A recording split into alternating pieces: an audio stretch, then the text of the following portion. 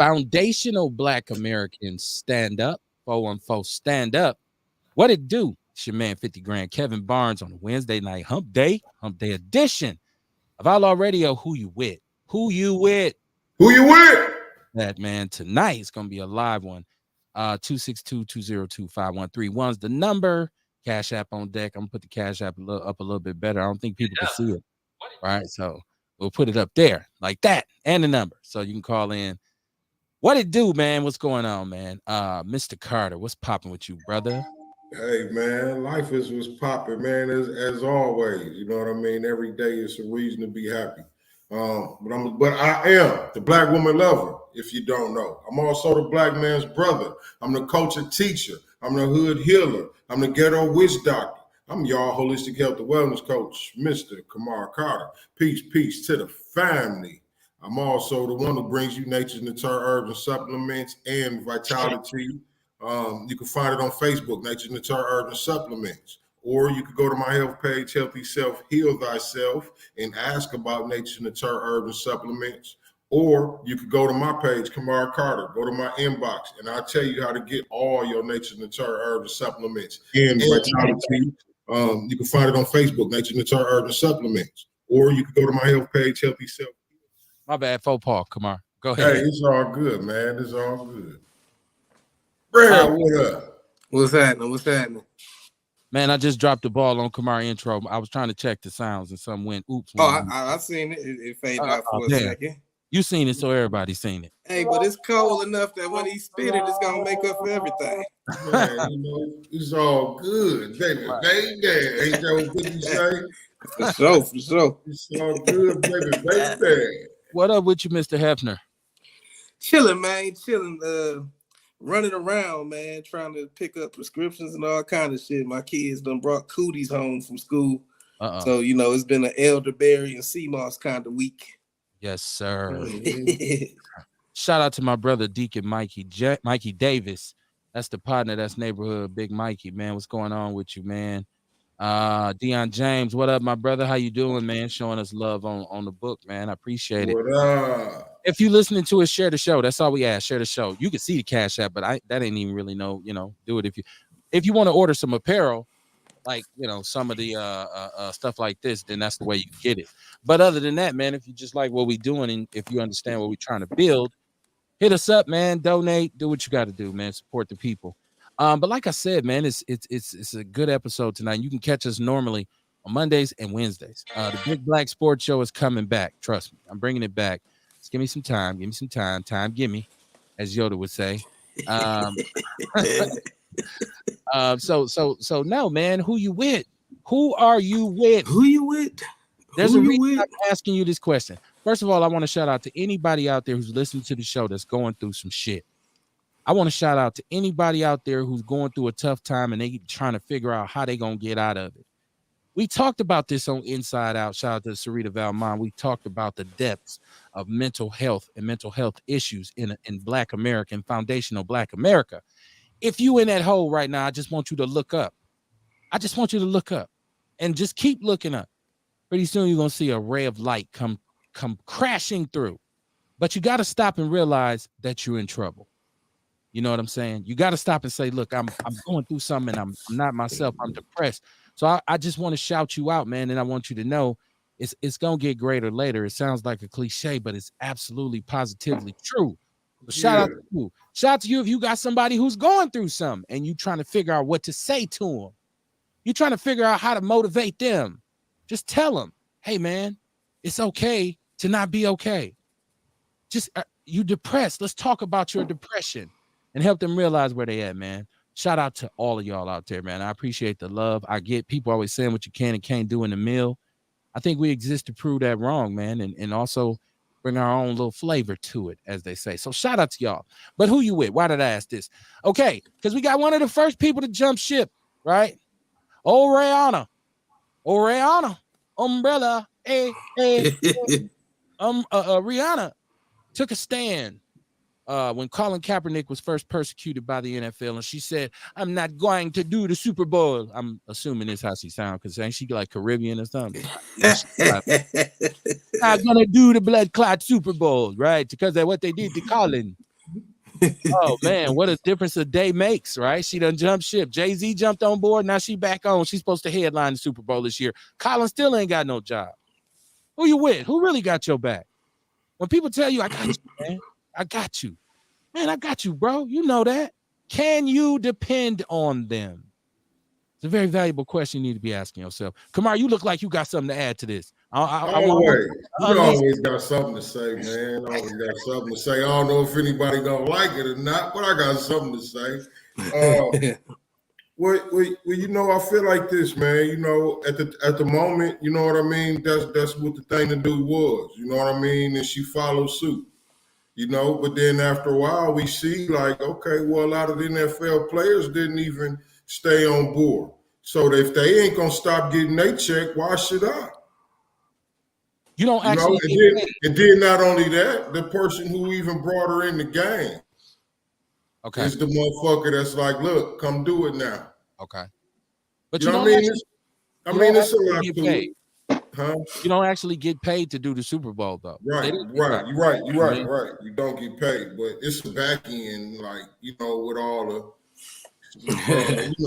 all the shit. Your Apple Music gonna get the popping and shit like that. Your streams is gonna get the slapping, you know. So you get paid, but you know, just not back end change. Right.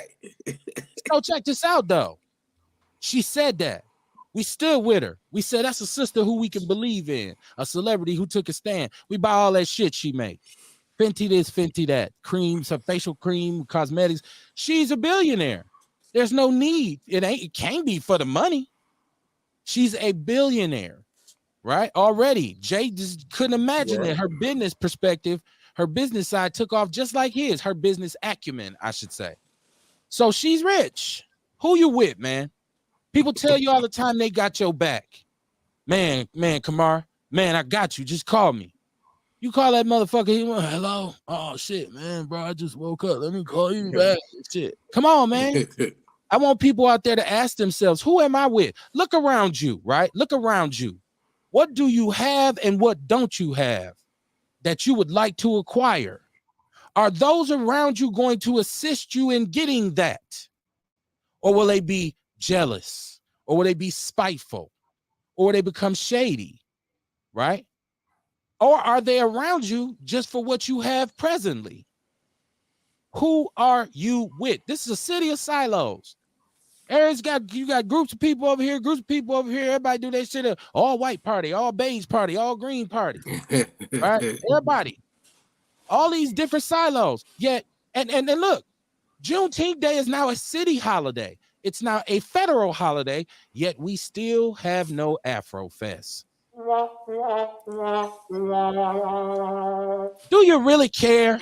You with the Republicans? You with the Democrats? Which one you with?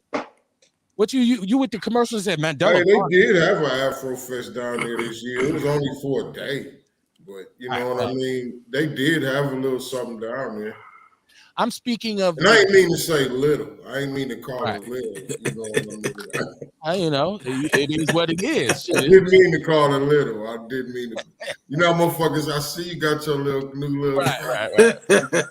Oh, you mad over that little funky $20, right? Yeah. Not as funky, right? Not as funky $20, right?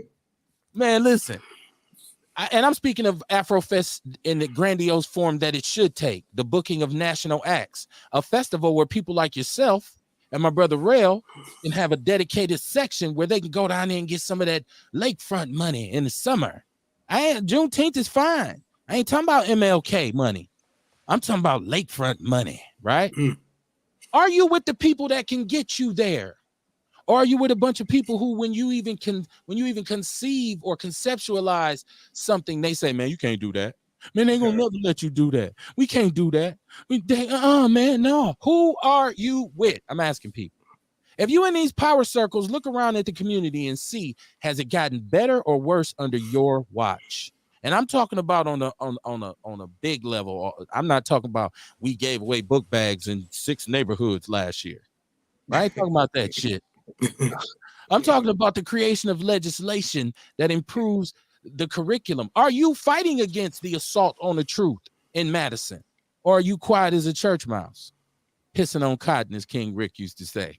That is a church mouse pissing on cotton. I just want to take stock of who's around me, who's in my immediate circle, because they say, what do they say? They say your network is your net worth. Yes, sir. Mm-hmm. And you want to know what a man is about? Show me his friends. Show me his circle. Who's he with? Right? Are you with a group of people who want to see each other win? And if you get yours first, I'm willing to do what I got to do to get up there. I ain't gonna try to be you. Or is it, now you owe me, man? I've been around for years. I'm supposed to pay you for hanging around me for years? What the fuck? That makes no sense, right? I put you on. Right.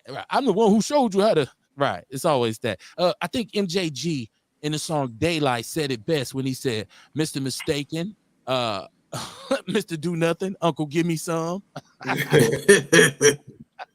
I used to love that song, man. Daylight, man. It's on the In Our Lifetime album, man. It's a great fucking song. Classic. That's why MJ's up there in my top 10. Yeah, he is. Yes, but yeah, man. So welcome to the show. We're gonna talk about that shit tonight. 262-202-5131. I want y'all to tell me, who are you with? If you with a circle right now, you feel like, Kev, I know I'm with some power players. We making things happen, and I can depend on everybody in my circle to play their role in their position in order for us to get ahead. Hit us up. Let us know. Shout them out. Shout your people out. I could say this. You ask me who I'm with. The first thing I say is my family, my wife, my children. That's who I'm with primarily. Because if nothing else move, I got to make sure they straight. So everybody can get it if it comes to them. That's automatic, right? It's like, damn, Kev went to prison. Yeah, I heard he's protecting his family, though. That makes sense to me. Now, there's other levels of who I'm with, and I can expand on that. But I want people, if I ask you right now off the top of your head, can you say who you with without even thinking about, hold on, let me write it down. Like I just said, who you with? I'm with my family first, right? And that goes from my immediate family, my wife and my kids, to my cousins, my uncles, and everybody that's blood related to me. That's who I'm with first and foremost, okay? So I just want to calm down for a minute. Let me take a pause, because this shit gets me hyped. Because I want people to, we keep talking about this city, and I keep examining this city, and there's a lot of people getting fucked out of prosperity because they ain't with somebody, because they ain't in this circle. And then the cycle of ineptitude is perpetuated by their cronyism of the people that are in those silos, giving them jobs and them opportunities and them chances and them deals to people who don't fucking deserve it, nor can maintain or handle it, right? So the cronyism is leading to dysfunction. See how we break down the fabric of foundational Black America on Outlaw Radio. What y'all think, man? Who y'all with? I don't know. Who y'all? Y'all got somebody y'all know? You said, Kev, I'm by myself. Shit. I don't know. I'm with the people. I'm with the people in my household first off. You know what I'm saying? And then second off, you know what I mean? I rock with the good souls who I encounter out here. You know what I mean? The first come to mind, first two people come to mind is, I would say, Angela Mallett and Miss Venus Williams. You know what I'm saying? You know what I mean? Cause see, like I say, I feel like I'm with around people. I'm in the community that's within the community, teaching that community how to be a community again. You know what I mean? And when I see them, you know what I'm saying? And as long as I've known them, they've been displaying that. You know what I mean? And they've been living it. You know what I'm saying? I make products and stuff, and it just so happened that we all into the same type of thing. You know what I mean? And they pulled me right on along. Come on with us. Come on. You know what I mean? Ain't no hating in this field. Like I say, if you're looking for some help, we ready. We ready. Come on, we got you. You know what I mean? And these the type of people who I come up under. You know what I'm saying? Out here fucking with the community. You know what I'm saying? It's these type of people, these good souls. So, you know what I mean? I'm with them. You know what I mean? Miss Venus keep me busy. You know what I'm saying? She keep me busy. You know what I mean? She keep me doing something. You know? That's dope. I feel like, and she wouldn't do that if she didn't believe in me. And so that's a whole nother reason why I say this is who I'm with. You dig what I'm saying? It's a whole lot to it. You know, and I'm just talking about a couple people in my immediate community who I rock with on a daily. Yes. You know what I'm saying? So yeah, that's all. I'm gonna stop right there. But you know what I mean. Don't get me wrong. It's a whole. I got a line of people I could run down, but I just want to, you know. That's what it is. No, I hear you, and we don't. Yeah, I get what you like, man. There's so much love, But right? you get where I'm going, because like everybody right. who I name is so much that I got to say about them. Right. You know what I mean? And I'll be here forever talking about the people that's in the immediate circle who I rock with on a daily like that. Yeah. Who you with, Rail? Who you with? Or who's with you? Either way. I guess I could put it either way. Hey man, you know, I actually got it across the back of my shoulders to keep me reminded of who I'm here for. So I designed one of my tattoos. It's an ambergram. So it's a Jefferson across the back of my shoulders because, you know, that keep me focused on who I represent. I'm out here representing my mother, my father, my grandparents, my ancestors. But then it's an ambergram because right side up it's a Jefferson, upside down it's a salvation. You know, at the time I was deep in the church, so that was my root. But now I tell people that's my family and my faith. You know what I'm saying? I'm no longer a Christian, but I'm still a highly spiritual cat. You know what I'm saying? So it keeps me focused on that family, faith.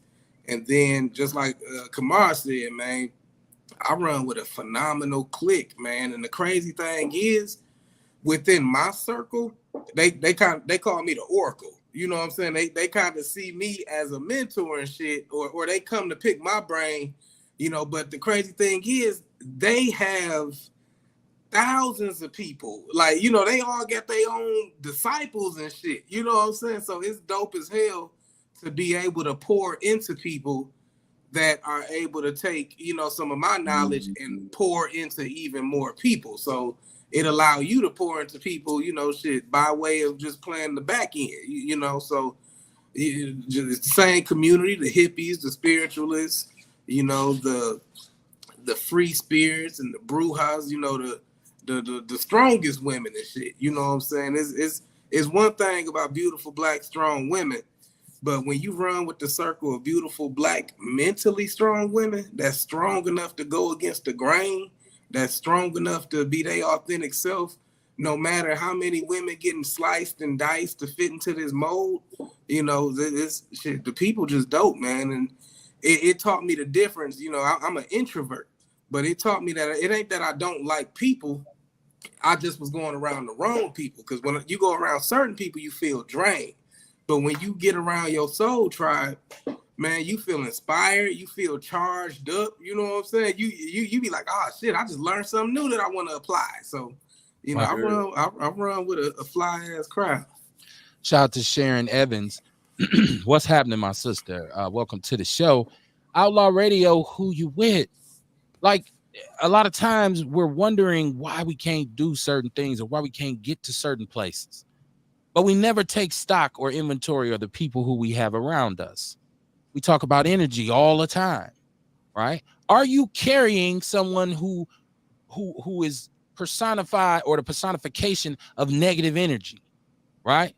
Think about all the people who you have in your immediate circle. You know, you do the test where you say something to one individual, see how far it goes, whether or not you can trust that person or not. You know, watch how they treat other people. Because a lot of times a person that'll talk about somebody to you talks about you to them as well, right? So don't think, oh yeah, he giving me the business. Give what women say, give me the tea, right? You don't realize this motherfucker drink tea with everybody, not just your ass, right? So who are you with? And if you say I'm with a power circle, what are y'all doing? Especially in the city of Milwaukee, it's so many black people who consider themselves empowered and progressive, and man, I'm a real one. I'm about my people. I'm this and I'm that and da da da da. Right. What are you doing? Is this city getting better? No, it's not. No, it's not. Is there a spirit of we can do it? We can do it in the city? Absolutely, there is. Is there some people, if they had the right opportunities and could be placed in the right positions, would they take off and do big things and represent positivity and progressiveness? Yes, there are. Are those people being fucked over because they're not kissing somebody's ass to be in a circle? Yes, they are. 262-202-5131. Call in. Tell me who you with. Who you got around you. And if you with some motherfuckers that make it happen, let us know. Call in. and shout them out. What they say? Give them their flowers. Sharon says she love your shirt. Is that Earth, Wind, and Fire? Come on. No, it's actually Journey, right? Oh, okay. But the reason why I rock it is for the scarab beetle right here. Like the scarab beetle, and then you see that circle right there. You know what I mean? Like it's signs in this is signs in this whole demonstration right here. And this something like they steal our shit. Right. This our shit, man. Yeah. The scarab beetle, you know what I mean? It represents rejuvenation.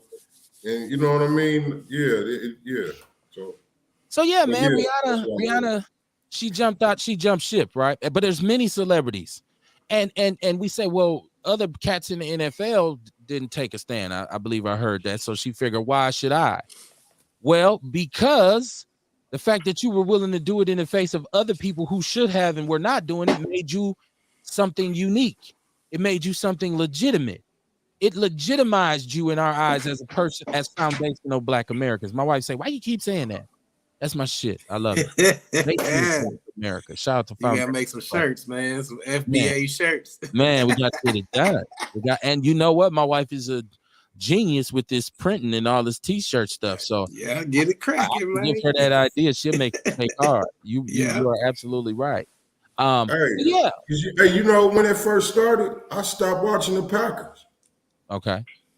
And then when I started seeing everybody getting loose again with it, like there was nobody with it. Well, fuck it, I might as well watch my Packers again. Right. But at the same time, I'm recognizing all the racism in it. You know what I'm saying? But I still watch my Packers. I never stopped watching the Packers. The one thing I said off top was I was so pissed about what they did and what they are still doing to Colin Kaepernick. And I said, I'm just going to not watch anything else. Is this some bullshit? Because somebody say, Kev, that's a chicken shit commitment. Well, it is what it is. I'm gonna watch it. It is, you know what I mean? That's what I say, you know what I mean? I noticed everybody getting lax, like, well, shit, y'all niggas don't give a fuck no more. I thought I seen that he was signed somewhere. So was that like a tentative? No. Well, he did get some money, didn't he? No. Somehow. First of all, he sued them and proved their collusion against him, and he won. He took some money. Oh, okay. A settlement. But he was given a tryout by the Las Vegas Raiders. And on one hand, some people said it went well. Warren Sapp, who's a former Raider and a former NFL player, Hall of Famer, said that it was garbage and he was horrible. So he didn't get signed. But let's talk about this though. It's some garbage. It's some garbage backup quarterbacks in the NFL who I know he's better than. We all know this, right? But the people who he's with football-wise have not been able to get him back in the game, right? Okay. He has around him, and they said, and I seen where Ray Lewis had said that the Ravens were going to sign him until his girlfriend, she was like a video internet personality, Nessa, whatever. I don't know a whole lot about her. But she came out, what was her quote? She called somebody Uncle Tom. She called him some Uncle Toms. Somebody on the Ravens. And so they was like, nah, fuck that. We ain't giving him no deal. Damn. So once again, Colin, who you with? Colin, what are you? Your association will fuck you up, man. Look at that Harry Spears and the chick thing. Tiffany Haddix. You do some shit, man. Yeah, they settled out. But Tiffany done blew up. She getting money. And she got to deal with this. Who the fuck is you with? Right? You was with Aries. See? And that's why you wasn't, you know what I mean? You wasn't progressing. And that's she said she can't get no work now, but I think Boosie said he gonna hire her or some shit like that. She'll be okay. Because the one thing about Tiffany Haddix is she still can demand some money to go and appear in nightclubs. What she got to do is improve on the thing that they had put on her as a knock in the first place, which is she got to sharpen her blade comedically, because her salvation is going and doing stand up, because that's where she comes from. So she can get her funny up now, because I know one group of motherfuckers that's gonna go pay Sear, Foundational Black America. They're gonna go. Man, Tiffany Haddix coming. Motherfuckers buying new outfits, getting their hair done, all kinds of shit. I don't know, man. It was the black folk that, we don't play about this child shit. You know what I'm saying? So it was us more livid than anybody else about this child shit from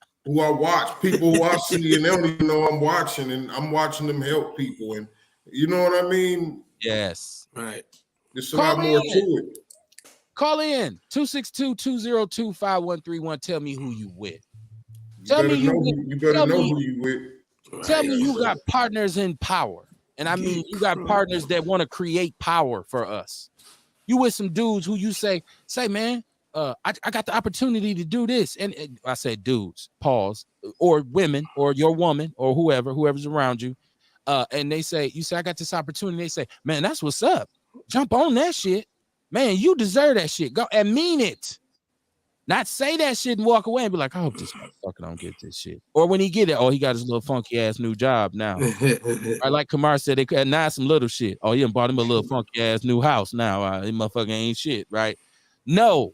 And if you with some people who you say we're about this, are you all standing on it when you're not around each other? See, when I used to dip and dab in the streets, right? Just a little bit. I jump in, I jump out. I jump in. Right.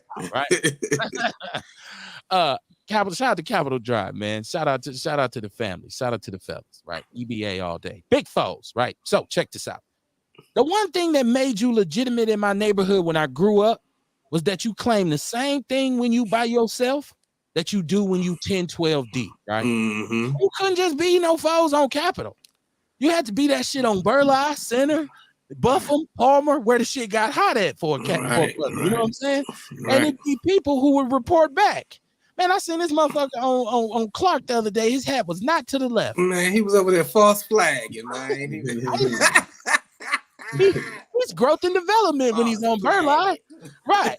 That took your legitimacy, right? Where you couldn't even get no respect in the neighborhood. Dude, straighten up your motherfucking hat. What you talking about, man? I'm with it. No, you ain't. Because you got to represent this shit when you ain't with us. So if we all claim to be real and all claim to be pro-black and all about the people and have all this love, when I ain't with my crew, am I still that dude? Or am I sliding in the back room making backroom deals? Then I put my dashiki on and come to the rally. Right? Who are you with? Think about the people you got around you. Think about the situations that you have been involved in. Did you eliminate the individual who should have took most of the responsibility for that situation? Right? So, and even in a relationship, who are you with? Some of us are sleeping with Satan and don't even know it. Right? Mm-hmm. You know, some of us with people who, and they don't give two shits about you, but you say, that's my girl. That's my man. Right? I learned that lesson about having a crew. I'm gonna tell y'all a story about a man named Kev, right? I once rode with a large group of individuals. I wouldn't call them an entourage because I had a little money, but I didn't have that much. Okay, but we was deep. And that's who I rode with. So when we go out, boom, here we come through the door. We're deep. Everybody got love. This the crew. This the clique. Motherfuckers damn near eliminated themselves one by one. To the point where I have one friend left from that group that I consistently speak to and still rock with, right? But there was times during our friendship where he and I both proved to each other that we had each other's backs. It's some shit where I didn't have to do that for you and I didn't do it for no, we say we do this for a cause, not an applause, and vice versa. You looked out for me over there and you didn't even have to do that shit because you could have headed for the hills with the rest of the motherfuckers, right? And so the large entourage is gone because I realized your family is your entourage, right? Your wife and your kids, your babies, the people who you hold near and dear, that's your entourage. When I walk through the door with both of my children and my wife in full force and we all looking clean and we all looking good, doing what we want to do, that's power. That's power. That's power. And ain't nobody even pulled no pistol out yet. Not saying that you can't get one pulled on you, but that's not normally how we come into place, right? So I'm just saying, in the journey of knowing who you are, you have to know who those around you are as well. Because if you're confused about who you are, but you got people around you who enabling your bullshit, no wonder you so confused. That you got them cheering for the wrong motherfucker. They don't even know who they cheering for. Sometimes you figure out who you are and you have to break the news to people like, man, I really ain't on that no more. Man, what's going on, man? You don't come through no more. Yeah, man, I just be chilling, man. I don't be on that shit no more. I'm on something else. If it's your real partner, he or she will respect it and say, man, I hear you, bro. So holler at me, man. Shit, you know me. I got you, bro. I mean, there's real shit and there's fake shit. And I get tired of people trying to act like there's some real fake shit, right? Like kind of real, kind of fake. I try to say it's real fake shit. Not real fake, but real fake. I'm trying to make one word. I know I'm fucking it up. But my point is people want to straddle the fence when they think it benefits them. Rihanna. She done. I'm not even saying her and Colin was friends, but why take the stance in the first place if you're going to backslide? You should have just been in the Super Bowl a long time ago. Right? So why fake it? People say fake it till you make it. I understand. But it's on you as an individual to look around and see those individuals who you got around you that mean you no good. You got to get rid of them if you want a bubble. I'm trying to tell you. I got love for all my homeboys. I got love for all my people in my neighborhood. But my peace of mind meter is off the charts since I just said, you know what? I'm just going to do me and my fam. So much peace of mind. It'd be so quiet and so calm late at night when I'm looking up at the stars, looking up at the moon, listening to the crickets sing a sweet summer song. As opposed to saying, who is this coming up the street so goddamn slow? You know these people? You know these motherfuckers? See the difference in the energy, right? It's a whole different. Now I'm ready to affiliate myself because, like I said, with the Outlaw thing, a lot of people don't understand this. I don't necessarily pick people to be on the show per se. The show picks them and then they pick the show, right? Like there's no application process. I wasn't out here saying, who got this many views on Instagram? Let me see if he got likes. Let me see how many followers he got. It's a spirit of legitimacy that resonates. This is why people like the show. I'm not afraid to admit that. And I'm not being cocky. People like the show because they recognize the real energy that comes from the show and the individuals on it. So when you see Rail on here, you see Kamar on here, you see people who we bring on and interview. Think about the people who you don't see that way. Because there's a lot of people in the community, I don't even ask for an interview. You know who you are. You doing your damn thing. Hey, or maybe they don't know who they are. They looking now. But there's some people out there, right? They try to figure it out. Like, wait, I ain't never been on there. What he trying to say, man? What the fuck he trying to say? Right. Hey, we always say if the shoe fits, buy a matching purse, right? Sharon Evans said true family over everything, but not all of them. Yes, because you know what? It's some snakes in your family too. But when I say family, I'm talking about those who are real family. I ain't talking about them fair. Like I said, Mr. Do Nothing, Uncle Give Me Some. I'm not talking about them. I'm talking about those who have been proven over time to be who they say they are. And now some motherfuckers tell you who they are and they ain't shit. They'll tell you I ain't shit. I got more respect for a person who would do that than to try to fake a fraud and act like they're so elevated and so enlightened and they got my back. I respect the person that'll tell you off top, man, I ain't shit. Man, I be on some bullshit. I can own up to my flaws, right? I can respect that. You know what I'm saying? So that way, if you ever come at me in a certain way, I say, are you still doing this? Is that what you still on? And you say, oh, man, yeah, I did tell you about that shit. Oh, my bad. Never mind. I can help you off at the past, man. Okay, why you don't call me, man? You already told me you be on this and that. I ain't with that shit. You right. I did say that. Like, I mean, it's respect, though. So who are you with in Milwaukee? Who's your people? People say my people. You talking about your weed man. That's who you with? You talking about your pill man, right? Your oxy man. Is that what they take? What's the most popular pill? A wise man once told me too, like you got to think about when you ask yourself who you with. Because see, your best friend, you might not be your best friend's best friend. Yes. Okay. You dig where I'm going with that? You might not be your best friend's best friend. Yes. Like, that might be my best friend, but that don't mean I'm his best friend. So who are you with? You really need to think about this. Yes, and we have talked so many times about that one person that's around you that you love to death, but they be on some bullshit. That one person who you support, that you say, I want this individual to make it. I believe in this person. I have faith in this person, but they be on some bullshit. Right. And we all have someone like that we deal with in life. But can you recognize that person? right? Can you tell that person, man, I don't even know why I fuck with you. Because you stay on some bullshit, man. You constantly have, now sometimes you got a friend like that, you have fun with them. Because you be out with them, man, just ride to the store with me. Well, it used to be, I don't know about now. I probably get upset now. But back in the days, I had friends where you start off with something simple like, hey, just ride over here with me to get this. 9 hours later, you like, man, this motherfucker had me everywhere on some bullshit, but we had a good time. You know what I'm saying? I'm saying, when I hear you say that, Kamar, I say, sometimes your best friend ain't what's best for you. Right. That too. Yeah. Sometimes that person you with that has influences your motivation. They influence your perspective. Once again, when you start saying, man, I want to do this, I want to do that. If you're with a person who's going to spend more time trying to talk you out of the shit than they are trying to support you and motivate you to move forward, you with the wrong motherfucker. And if they use this as an excuse, man, I'm just going to keeping it real with you. I just tell you the truth. That ain't always positive, right?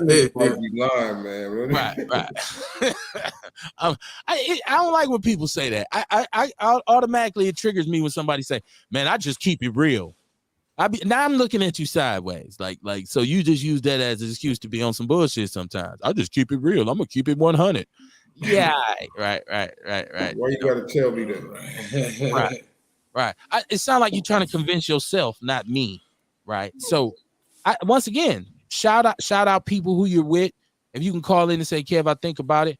So and so who I rock with, that's my real people. I know rain or shine, I can depend on this person. That's what's up. If you saying I'm with this group and we looking to network with other people who are like-minded, I'd like to network with one of you brothers on the show or all of you brothers on the show. Hit us up. Hit me up, 262-202-5131. I'll pass the blessing along.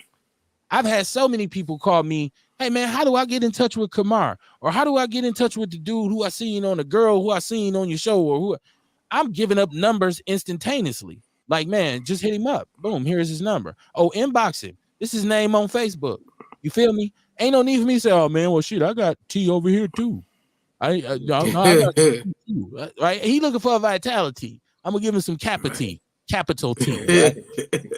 That shit got E and J in it. Red top. Right. No shit. Right. Real talk. Right. I got that Kappa T for you. Right. Get this shit from me. Kamar shit bogus anyways. Right. See, I'm not. I would never do that. That Wild Irish Rose and Kool-Aid. I put some sea moss in it. I'm just saying. Look. There's no way I would even waste my time rocking with an individual if I ain't in it for the long haul, right? So from the time when my brother came on the show, it was whatever you want to do. If I can help you do it, it's on and popping. And there was no fakeness. There was no behind his back. I said, man, don't drink that nasty ass shit or none of that. Like that makes no sense to me, right? So if you're affiliated with a person, what are their ideas to move forward so that everybody can be in power? A lot of motherfuckers get robbed because they with a group of people and they come into some opportunity or some privilege and nobody else eats except for them. Yeah. You're painting a target on your back and you want to floss it. Right. So if I can get a bite, everybody can get a bite, right? Like, man, y'all, this is where we eating at. I think if we had that mentality more in Milwaukee, and I can speak specifically to the podcast game and to what we do here, because there's really no real unity amongst the cats who have platforms here. I know some brothers like, well, I'm cool with them over there. I'm cool with them over there. But it should be a whole network of us because it's a network of us with platforms. That opportunity should be flowing through. Because guess what? If I make it, you make it. And if you make it, I make it. Right? It ain't, I gotta be the only one. I always say Peninsula maybe, but I'm no island, right? Andre 3000 said Peninsula maybe, I'm no island. I mean, and if you want to be an island, good luck. If you want to say, no, Kev, I'm by myself, I'm self-sufficient, I don't fuck with nobody, I'm on my own, do that. But I think it's room for the rest of us to say, man, it's strength in numbers, right? If enough of us are moving at the same time in the same way, then things will get done. We'll start to see some change in the city. You can't fool kids. You can't fool young people. What I can't sell these young brothers on no corner, no dream when I go to them and say, man, you need to get off this corner and stop fucking up the community. And go where? And do what? Have you eaten? I haven't. Do you have starving siblings at home? I do. Do you have parents who've never done anything positive or built any tried to establish any kind of foundation within you?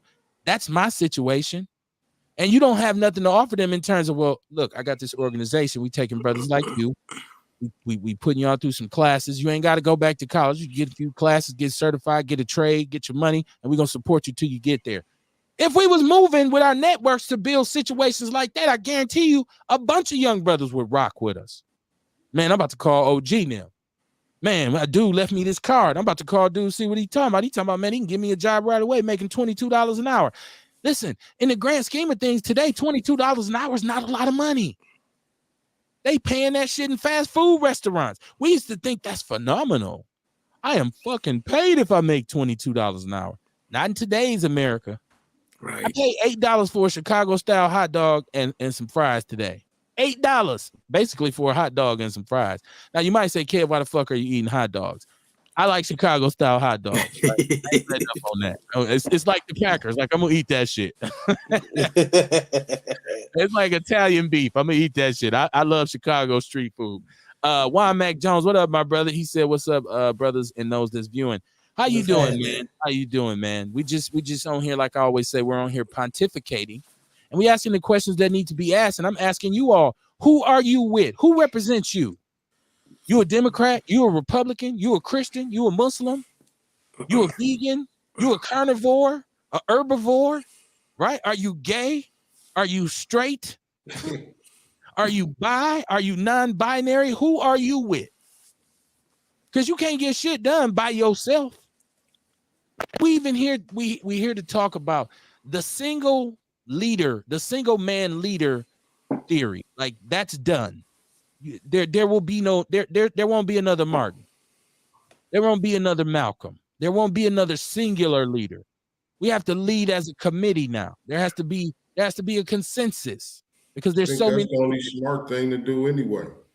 Yes, absolutely. Right? And two heads is better than one, and so on and so on and so on. That's what we learn from the history. You know, we learn off of them to take it farther, and that's the route to go now. We see. Right. But if you are one of those, and some people just got this trait in them that they can't shake.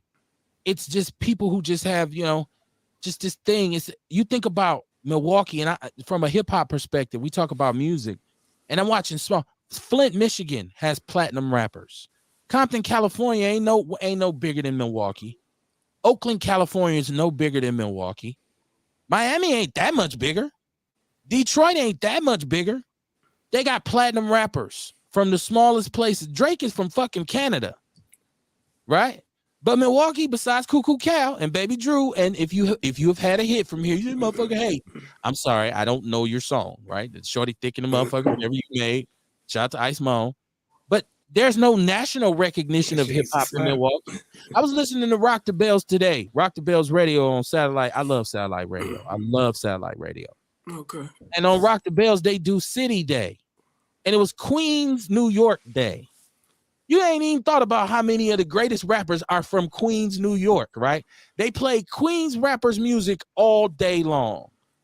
Could they do that with Milwaukee? If they have City Day, Milwaukee hip hop, pretty soon you're gonna run out of Cuckoo and Drew. So, I'm not saying brothers don't have talent, but if we had more of a togetherness, if we had more of a unified front, where those who were in charge of, well, my thing is making artists and developing artists, promoting artists, marketing artists. I'm going to empower this company over here so that I can go to these cats whose real thing is making music. We get together, we make magic happen. There's no Biggie without Puffy. There's no Puffy without Biggie, right? You understand that, right? It's a brother who's in this lane, a brother who's in that lane that says, hey, we can do better together than we would be apart. And I'm just speaking musically. Now, if we go on the organizational, in terms of grassroots organizations here, where's the leadership in these circles at? Who? What?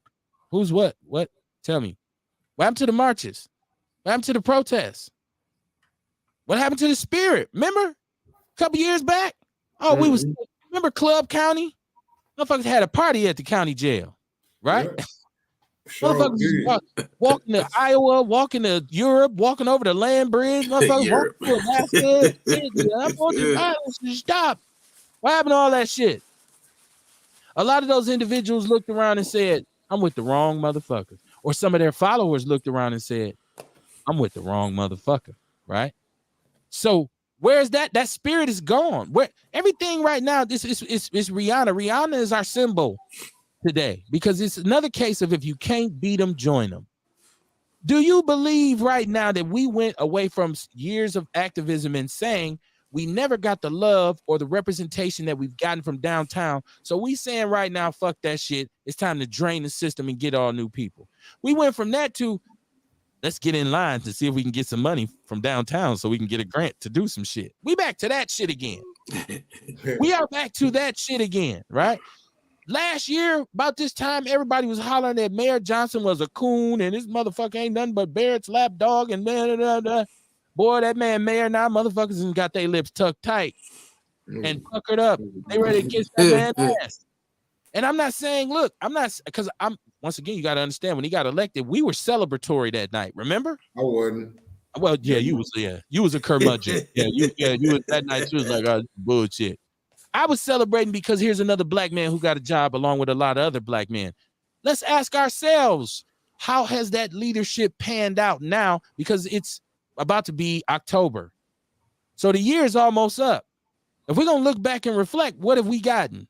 A little bit more MLK, and Juneteenth is a day, right? So we got all these black leaders. Who we with? Why do we still have severe deficiencies that are not being addressed, right?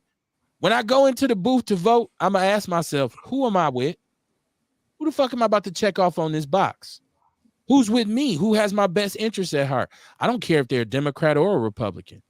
I want to know because I'm watching these racist ass commercials. Mandela Barnes wants to kill Tom Cruise. He's dangerous. This nigger's crazy. Yeah, man, they going in on him, man. The Democrats ain't no worse. Ron Michaels raped a broad one day in 1975 in the back of a Barrett. It's like, dude, what the fuck is this shit? A Barrett. They cut deep. It's all political bullshit, right? I understand that. But as a person, are you aware? Have you even given it some thought and said, let me look at both of these candidates and see? Because if neither one of them serves your best interest, I wouldn't tell you not to vote, but I tell you, don't feel like you have to vote for one of them. Find somebody who does. Put your support behind them. Because every candidate who didn't have the money to do those commercials, and that may be more qualified than either one of them to do that job, he gets a hose job because you only gonna go in there and vote robotically for the commercial that you seen, right? I heard he wants to kill Nelly. I'm not gonna vote for Mandela. All this kind of wild shit that the commercial done said late at night. Right? He fucked Oprah. No, I'm just kidding. I'm kidding. He wouldn't need to run for office then. Juan Mac Jones, he said it's hard to find those with like views or aspirations. He said they make us want to hate, not just support. You are correct. But to the fact that it's hard to find those with like views, I don't necessarily look for people who have views like mine. I look for people who can intelligently articulate the views that they have. I'd rather be friends with that individual. Well, I don't want to be around. I think he's talking more so about getting together, like people, us getting together, like having the same like views, like the same wants, the same needs. You know what I mean? And I think what really like you would have to be specific on what the goal is, so everybody can leave all the other bullshit alone. So that way we can have this like mind type thing. What he's saying, right? He said, "I'm saying partnering," and right. I mean, we gotta figure that out. You know what? I don't even necessarily believe that in terms of partnering with a person, it has to be somebody who sees things the way you do. I think you have to agree on certain things, and there's a foundation of respect. First of all, we got to have respect. And we can agree to disagree all day, every day, but there has to be a level of respect. And then that person has to have an element of loyalty and honor about themselves. And it doesn't matter if we agree on everything from there. We can do business together. Well, that right there, Kev, is what he's saying, like the basis of that. You know what I mean? Like, yeah, just finding that, you know what I mean? To be able to partner up and do anything with each other, like that's hard. Right. Yeah. Especially if you don't know what to look for. Yeah, those are the like-minded things where I feel like is what he's talking about. You know what I mean? And that's the hard part because everybody want to be the boss. You know what I mean? You want to be the chief. Yeah. Yeah, no doubt. I'm the lead man. I'm the lead singer. Ain't nobody come to hear you sing Otis, right? Right. Right. I look at other cities though like I look at Atlanta, and I look at like even in California or New York. We talk about Brooklyn. We talk about Queens.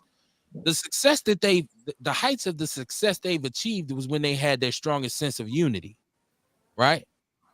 When you look at Atlanta, and I've listened at various groups, Goody Mob and all these people, and they talk about the fact that, look, man, back in the days, what really made the Southern rap scene pop off is because we all supported each other.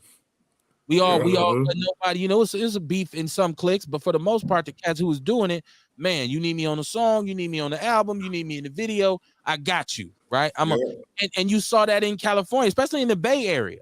Who we have on here, Kamar? We had the sister from the Conscious Daughters, and I always forget about the interview. The sister that's left, special one's gone, I think. I think she's the one that's deceased. So it's the one that's left. Kay, I think her name is. I would have to go back and check.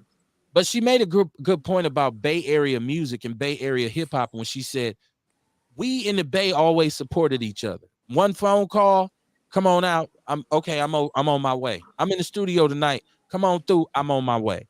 And she said, to this day, you can still feel that love. And she was telling us, like, we got a show coming up this weekend, and she named off almost every classic hip hop Bay Area act, and even told Kamar and myself, y'all need to come out here. It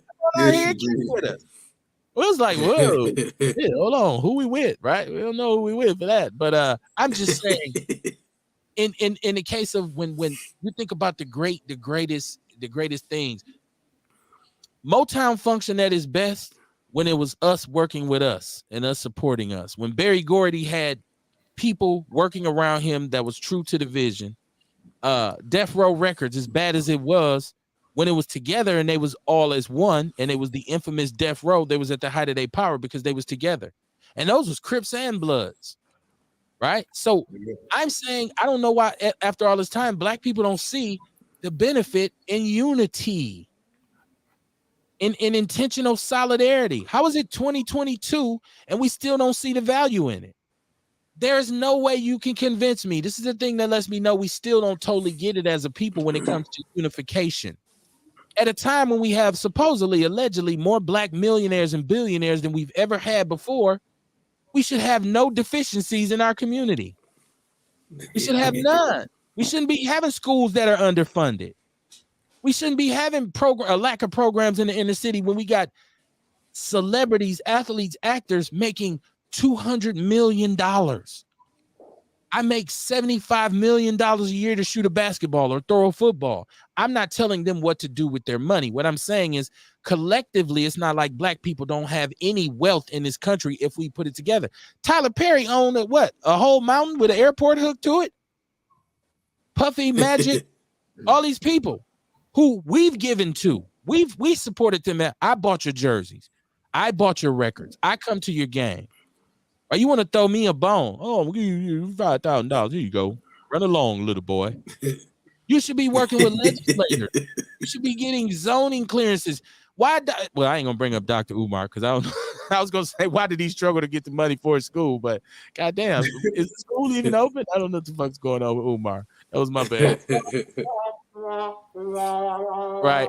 I'm just saying, man, there's strength in numbers. And I feel like in Milwaukee, if we really want change, we have to formulate a real solid, united front.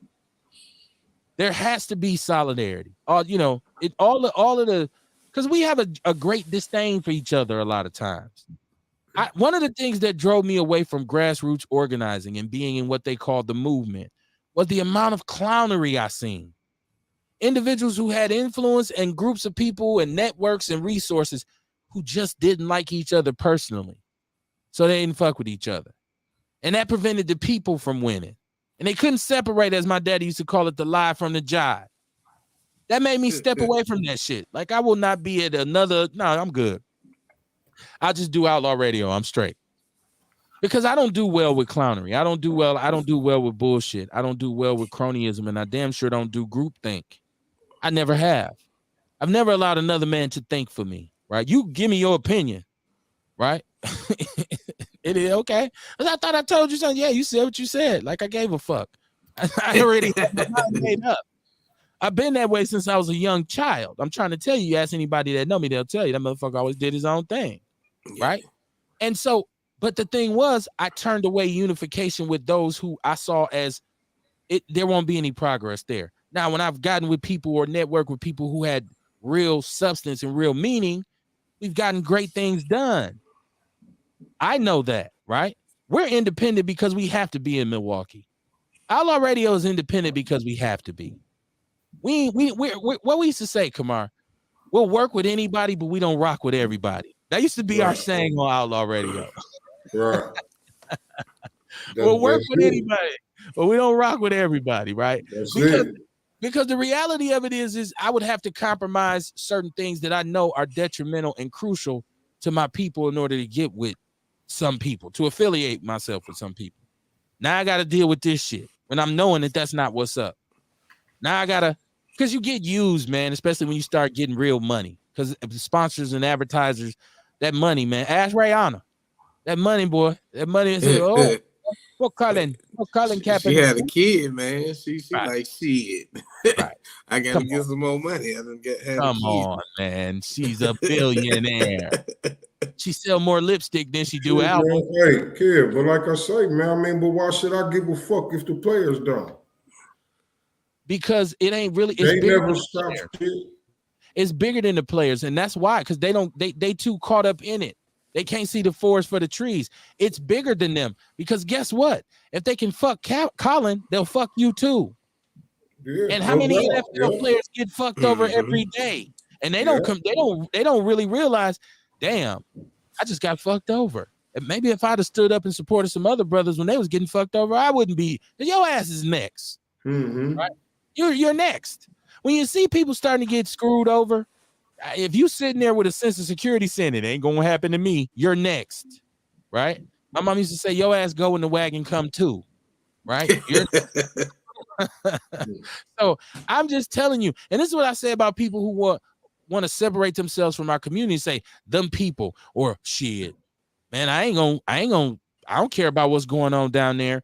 But then it gets closer and closer to your door, right? It gets closer and closer. Man, damn, my nephew, my friend's son, man, down the street from my house, on my porch. It happened to me. It creeps up to your door. So when we see some of us getting screwed over, we should realize that the potential for any of us getting screwed over is definitely a reality. That's all I'm saying to you all. 262-202-5131. Outlaw Radio, man. Who you with? Think about it. Tell me who you with. Shout out some good people. Shout out people you know that's good in your life, man. You know, I can commend Kamar. I can commend Rail, you know, for their dedication to the show, for their dedication to the platform. I can say it out loud and no, I ain't even got to worry about these brothers, right? I could do it, you know, one eye closed, right? One hand tied behind my back. I already know. I don't have to hang around you for 12 years to realize that. Real recognize real, right? Like it's certain traits I look for anyways, in an individual anyways, right? I think my mother and my grandmother used to call it the gift of discernment. Do you know who you with? Can you see it? Do you have any discernment? Can you walk in a room and diagnose from one wall to the next? That motherfucker in here? Oh, him too? Oh shit. There's too much going on up here. Can you do that? Or do you just say, I'm so glad to be here? I'm so glad to be here. I feel like that's how black people are. Once we arrive, we be just so glad to be there. I'm so glad to be here. I had to get this money. I needed this. I'm glad to be here. and you just ignore all the principalities, as they call it, right? There's principalities to being a foundational Black American. You watch another Black person get screwed over, and you think it's funny. I ain't going out like him. Yes, you will.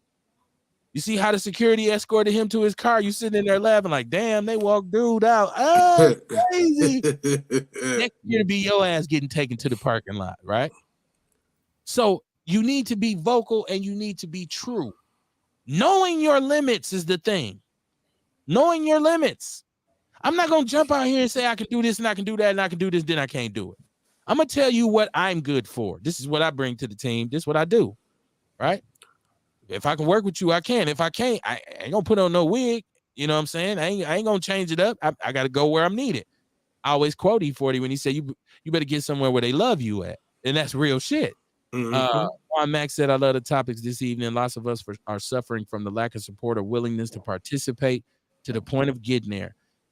You're right. And that was how we started the show off, saying, shout out to anybody who's going through something. Shout out to you right now. If you under stress and pressure and duress, and you say, I don't know what the fuck I'm going to do. Right? Shout out to you. Right? But look around you and see who's around you. Are they part of the problem or are they part of the solution? Or do you know the difference? We're trying to diagnose you, right? How severe is your shit? You know what I'm saying? So I think there has to be like a filtration process. It has to be a filtration process when you deal with people. Because I'm only gonna let so much bullshit in, and then I'm gonna close the bullshit gate. No more bullshit tonight. We ain't let no more bullshit in, y'all. It's only good shit tonight. It's like being at the door of my own personal club. I'm gonna let a few ratchet people in, but then I'm like, hey, our ratchet meter is up, man. We ain't letting no more ratchet people in, man. You can't get in, bro. You can't get in. And then those be like that. people who I admit better be on their best goddamn. None of me. Say that again. You better not let none of me. I think it's room for some of them. I think it's room for some of them. Not in your establishment. At the barbecue, maybe, but not in your establishment. You talking about your business, how you feed your family. The ratchet motherfuckers gonna have your shit shut down. Sometimes, but they can come to the barbecue. We invite them everywhere else, but not our establishment. We could go to an establishment with them. You know what I'm saying? But I think you have to manage. I think you have to manage your ratchetness, right? I think you have to manage it because we all got a little bit of it in us, and I think a lot of times you can help somebody unratchet themselves by saying, "Nah, man, I know where you at, bro, and because I got love for you, I'm gonna give you opportunity to switch that up."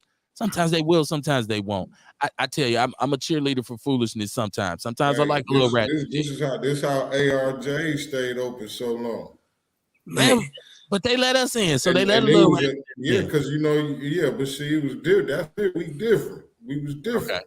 Okay.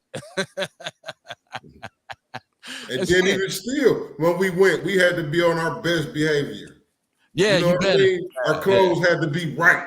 You know what I'm saying? Shoes had to be right. You know what I'm saying? So we had to go through a whole bunch of shit just to get in. Yeah. You know what I mean? So, like I say, that's how he stayed open so long. That's what I say. We could go. That's what I say. We could go to a motherfucker establishment together. You know what I mean? But I ain't gonna invite him to my establishment. So you ain't like the little dude who said he like riding around with his friends doing hood rat shit sometimes. Nah. I ain't finna do that. Nah, that shit. Hey man, they say I don't know, I could be wrong, but I remember somebody was telling me something about a while back. Remember the girl that fell out the car window? And she was in the car. It was a girl a while back. I forgot her name too. But they said somebody told me that's the song that they was listening to. The Glorilla thing. They said that's the song they was listening to, hanging out the window with my ratchet ass friends, all that shit. But yeah, I mean, and I'm not trying to crack a joke about it or nothing, but I'm just saying, like, the music that she was listening to, the shit that it got these kids geeked up, and, you know what I mean? And, dog, something fatal happened. You know what I mean? I ain't saying it's Glorilla fault for making a song or nothing, but I'm just saying the energy that this shit brings. I thought Chappelle said when keeping it real goes wrong, right? Like I know to that. Like, okay, you went a little too far with the shit, so you paid the price, right? Like you done fucked around, fell out the car window. Now you really fuck nigga free, right? Nobody wants you now. You cripple. That's not to say nobody want no cripple. I mean, or no handicapped woman. Shout out to all handicapped women out there. There's somebody out there for you too. I don't want I don't want to be an ableist. That's what they call them. But right, Kamar. Sometimes you can unify for the wrong shit. Sometimes hood rat shit can go too far, and we know it. You know. So, but nobody really wants to be in a whole room full of super squares. You gotta have a little seasoning in there. You gotta have a little ratchet in there. You know, you gotta have a little pepper in the room. So, but like I said, you have to manage it. You have to manage it, man. It's because there's redemption for everyone if they want it. Right. And so you let a little ratchet in there and they might say, hey, man, this is a whole other level. You know what? I've been doing this shit wrong the whole time. Because that understanding you saying they ain't gonna be in there by themselves. Well, a lot of us got that from ARJs when we finally did get our shit right after getting turned away at the door so many times. And you finally got in. Once you got in there and you seen how classy it was and how cool it was, it did change your mentality. It reduced your ratchetness. You said, oh, man, shit, I want to come back next week. So I'm going to have to be as clean and on my shit. And you got to know there's an expectation for you to act like you got some goddamn. Hey, man, I remember one time when I went there, right? I went to ARJ's and I had my sport coat on and shit, a fly shirt with my cufflinks. I was fly as a motherfucker. I went by myself too, right? You know, I'm kicking it, man, running my mouth to niggas and shit, you know, talking. And man, look, I found myself in that motherfucker drunk as a motherfucker. I caught myself stumbling and shit. I'm like, wait a minute. I got my sport coat on, man. I'm too fly for this shit. I can't be in this motherfucker stumbling. No, I found myself in there, toe up, man. You was on some hood. You was doing hood rat shit. You see what I'm saying, man? But look, I had enough sense to get the hell out of there. You know. I wish I could. I gotta go to a hood rat bar. I gotta go do some hood rat shit, man. I'll see y'all later. To a hood rat bar. Like I'm killing it drunk in the hood rat bar with my sport coat. Juan Mac Jones said big gap between ratchet and square. I don't know. Is it? I don't know, because a ratchet person can decide to square up, right? But a square person can't ratchet up, right? Like I think well, I don't know, ratchet and square. Like it is a difference, right? And I think it to be okay, we calling it square. Like that's something weird. First off, you know what I mean? Because we calling it square because you could get in ARJ. Like, you had to square up. You could. It wasn't no. You had to square up, right? Like you know. But I mean, it is a difference. But I feel like there's something that ain't no overnight thing. You can't just go in there and then be like, you know what? I've changed. I've been delivered. I've seen the light. I don't want to be ratchet no more. You know what I'm saying? I don't want to be ratchet no more. Like that, right? I don't want to be a chicken head no more. But no, I say that because I think, and a partner of mine, an old school partner of mine, a real street dude, a bona fide dude, he always separated by talking about the life versus being squared up. So he would start conversations by saying, KB, since I squared up, right? He said, man, when I was in the life, and I started to think about it, the difference between the two, and I started to think about, damn, I squared up, right? Because I went from this extreme set of beliefs and then to this coordinated, structured reality. You know what I'm saying? We talking about it from that view too, right? From the view of the street nigga. Like, you know, growing up, we always felt like the motherfuckers that was really good in the books and didn't get into trouble, wasn't out in the streets. They was all squared. You know what I mean? But then now when I look at it through my eyes now, my perception changed. And I feel like we were the squares because we didn't know what life was about. We wasn't getting on the right shit. You know what I mean? That was gonna set us up to succeed in the future. You know what I mean? So really we was the squares. But that's why I say it's about the perception. You talk about the perception of the street dude, like, yeah, everybody else squares. We squaring up. I done squared up now and I got my family. And you know what I mean? Because we talking about that perception that we had. Right. But then when you look at it now, when we look at it now in real life, like real life perception, when I look back in hindsight, shit, I was the square. You know what I mean? I ain't no shit about credit. My mind, I wasn't thinking nothing about starting my own business. I wasn't thinking about no family. You know what I'm saying? I'm in a motherfucking crack house. You know what I'm saying? I was the square. I'm wasting time sitting around this motherfucking dope house waiting on a doorbell to ring and shit. And I'm wasting time. You know what I mean? And really, that's what it was doing. Like I was wasting years of my life doing that shit and then go to prison and waste some more time. I have a different perspective. I have a different perspective because I feel like a lot of cats who didn't jump off the porch didn't do it because they were scared. A lot of dudes was scared and squared them. I'm on the real, and I'm saying that because it wasn't for me. It wasn't about a perception. It was about the reality that in order to survive in some of the places I would be, you had to be willing to get down.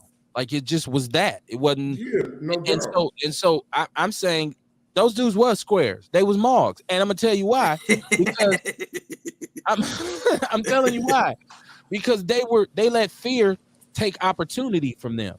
They weren't square because their moral compass was so good. And my example of that is because I seen once we got out of school, a lot of the squarest motherfuckers became the most ratchet motherfuckers, dope fiends, crackheads, all kinds of shit, while a cat like myself squared up and made something out of itself. So that's why I say, no, the whole time I had it right. Use a lame, use a mog, use a square. And you was scared. And that's why you didn't, and you couldn't carry it like that. So yeah, I don't think I was the square because I was left of the line. I think I was more advanced than them. I think I knew something they didn't know, which is that you got to deal with the world. That right there is what I'm talking about. Is why I say, like, really, when I look in hindsight, I was the square because you know what I mean. I wasn't on that shit. You wasn't, Kev. You know what I mean. You wound up going to school. You got your shit together and did what the fuck you was supposed to do. You know what I'm saying? So that's what I'm saying. Like, are we agreeing with each other? That's why I say the perspective of it now. When I look back, by the skin of my ass, because I wasn't thinking about none of that shit. You know what I mean? I'm trying to figure out where I'm gonna find another dope, where I'm gonna get another dope house at, so we can. You know what I mean? And I was the square. Back then, my thought was everybody else is squares because they ain't with this. Right. I'm laughing because it's better by the skin of my ass. They say, "There by the grace of God go I."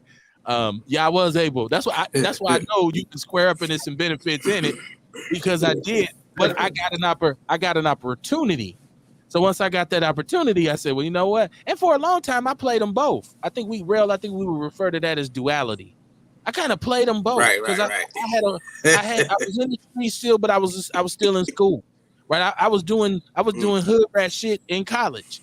Right, I was doing Atkinson Capitol Drive shit in North Dakota. I just took it with me. It didn't change until I gotta stop letting Kev drive and let Kevin drive. See, Kevin is different from Kev. It's two different people, and I had to understand that. And so that's what I'm saying. They were still lames. They were scared. They was mogs. They couldn't fuck with us.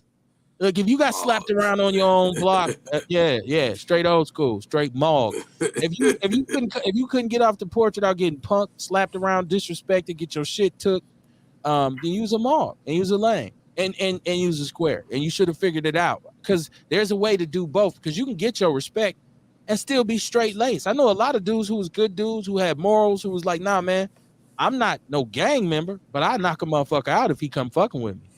And you had a bunch of gang members who had his back. Man, don't fuck with dude. Dude is good people. Ain't no square. Right. Because he ain't judging. Look at those guys out there selling those drugs. They're all going to be losers. I'm going to go to Yale. He's a lame. The mog. Shout out to everybody who got aspirations. I guess the problem comes when the motherfucker is judgmental. Okay. I mean, as far as me, like I had so many people around me that lived a life that I was in a bubble. You know what I'm saying? Everybody knew I was a nerd. You know, everybody knew I was about my books and shit like that. And that's why I never had to be that nigga. You know what I'm saying? Like you ain't got to be a killer when all the killers love you. You know what I'm saying? Right. So I was able to move, and I appreciate like I say the 4100 legends, man. They the reason I could safely be a square. Because I could walk down Olive. You know, I used to have to go from 10th and Hope or Green Bay to E.L. Phillip on 16th and Olive. So man, come on, I could walk through that neighborhood because everybody knew who my uncle was. You know what I'm saying? So they knew who my uncle was, and then a lot of them ran with my uncle. So even if my uncle wasn't around, hey, that's DB nephew. You know what I'm saying? So it's like I still had that bubble. But as far as like getting down, I could watch the life from the sideline because I seen how they got down. You know what I'm saying? And if I ever needed to, I could, but they protected me from that because no, real, he in church. He go to the library. You know what I'm saying? Square. You right. I mean, shit, have to be a square like Sesame Street say. Just last night, fam, I was watching motherfucking Ganymede cross Jupiter. Like that's one of its moons and shit. That just show you how nerdy I am. I'm watching motherfucking, this event in history type shit.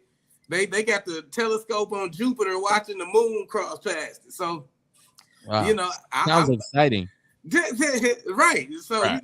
What a time. I was that dude, but it's because all the street cats respected the fact that I was authentic. I never tried to hide it. I never was faking. Even when people try to shake my hand and do the different handshakes, it's like, oh, you neutral. Like, yeah, I'm neutral, fam. I was always a loner anyway. I was a loner that people gravitated to because I was my own person. So I had friends on both sides. You just said the word Ganymede, so I know you spent a lot of time by yourself. I can tell. Right. Juan Mac Jones, he said, I'm from the streets. I remember when my guys used to say we dare to be square. We went from jeans to Dockers, from tees and hoodies to button-ups. Yeah, that's what I'm saying. It's fine to square up eventually. Yeah. Right? It's fine. It's a natural progression. Some people might even refer to it as maturation. But I'm just saying, I know some individuals who didn't do certain things when we were younger just because they were scared. It ain't had nothing to do with them wanting to. I want to be a good guy. No, you don't. You're just scared. You just came out the house, got your ass whooped last week. Motherfucker took your bike, took your candy and shit, and there was no repercussions. So you don't come out the house no more. Use the lane. You're a mob. But there's hope for you, right? Like hit the weights or something. Take karate lessons. I'm just saying. Damn. Niggas have to do that to come out the house, man. And shout out to 4100. That's my neighborhood. Well, a lot of those legends you referring to, I've been on Phil, like I've been on Phil playground with them. I know them. But that hood that was a beautiful neighborhood, and by and large, it wasn't cannibalistic in that regard. There were some individuals over there who were habitual line steppers. But they were held. But they were held in check for the most part. It wasn't the same as say walking from 8th and Atkinson to 27th and Atkinson. That's a whole different animal. Like it's not over there. You in the land of, in the shadow in the valley of the shadow of death, right? They don't fuck who your family is. Matter of fact, they're gonna fuck you up because of who your family is. Like, oh man, he one of them so and so's. You gonna go whoop his ass, right? So it's a different thing. But I'm fortunate enough to have grown up in the Rufus King neighborhood in that regard too, in which I could move and my family had enough respect to where people would say, nah, man, don't, this little dog cool. You know what I'm saying? So I understand what you're saying. But it was some mogs over there too. Some squares over there too. I'm for real. Just call a spade, man. Who you with? And I say who you with because at a certain age, everybody wants to be tough. We have to posture like we tough. So you go with somebody somewhere and you think you got a team of brawlers with you. You think you got a team of killers with you. You get into it with somebody, you get your ass tossed up by yourself. And them motherfuckers done, as DJ Quick say, left Speedient because they wasn't with the shit anyways. And then when you meet somebody who know him, you say, man, that motherfucker left me at Capitol Court one time. I got my ass whooped. And they say, oh, he been a square. He been a lame. He fronted like he was down. Oh, I could have told you that. So it's important to identify who's the square too. And you can give that lame some work too and say, okay, you just handle this. Because you wouldn't bust a grape in a fruit fight. You don't need to be nowhere near the soldiers. You can be a cook or something. Because we need cooks. We need seamstresses. We need, janitors and stuff like that, engineers. Everybody ain't going to be able to carry the rifle and be frontline action. Some of y'all need to be straight logistics, right? Because you ain't going to do shit. But there's unity. It's room for all of y'all. And I get what Juan Mac Jones is saying, because I know we got to a point where we said, man, we want to look a certain way. We don't want to represent it out loud no more. We gonna dress this way, but we still was on the same shit. You still selling the same shit in some Dockers and a button up. you still had the pack, right?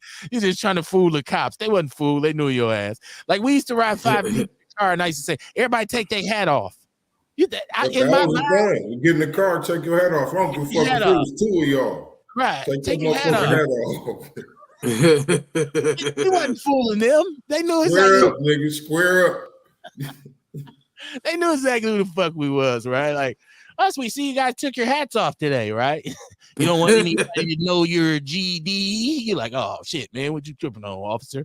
I'm just saying, man. You know.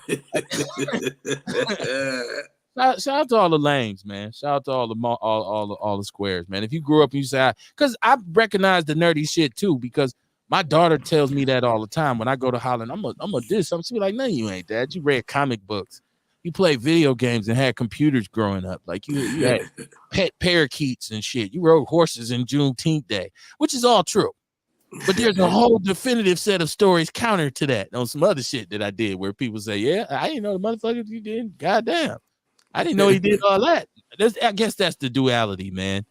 Juan Mac Jones said, always respect the square for being a square more than a mall for portraying a player. Any perpetrator or poser, I don't have time for, right? And that's what I'm saying about the love for our people as foundational Black Americans. There's a lot of us who say they love our people, and they would tell you in public they want what's best, but behind closed doors, they're out for their own interests. Like the politicians that we see get in office, and after they make all these calls, I trip off watching political commercials where they say, I'm going to bring back jobs. I'm going to put more police on the street. I'm going to make the schools better. You don't even have the power to do all of that. You lying. I was just thinking that the other day. Yesterday I was watching one of the commercials, and I'm like, wait a minute. I don't think you could do that. You can't. But they let them run that shit on the commercial, though. Right. Look, let me tell you something. The city budget just came out, and Mayor Johnson, one of the things he said, he wanted to cut down the amount of sworn officers. I think he wanted to reduce the police force maybe by 1%, maybe about 50, 60 officers, and people were upset. He also said he wanted to get, cut down the fire trucks. He's trying to trim the budget.